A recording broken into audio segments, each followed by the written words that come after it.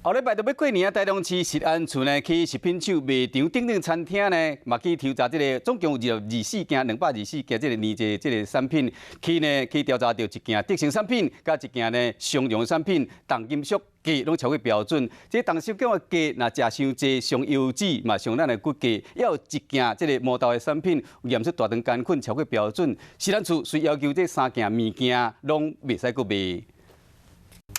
一包德性。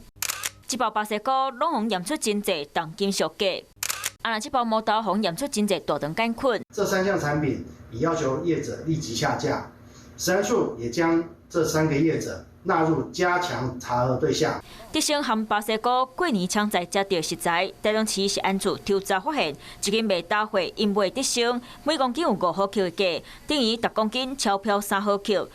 白色菇价钞票5倍，卖业者佫毋讲是甲啥买，尾后扣食安处开发。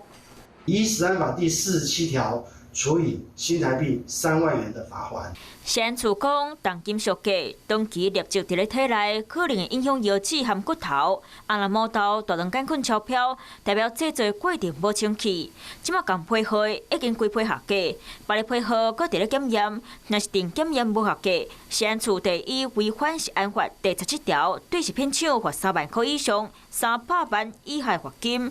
提醒民众买过年的食品，爱找有良心的店家，含包装完整，搁有标示清楚的产品。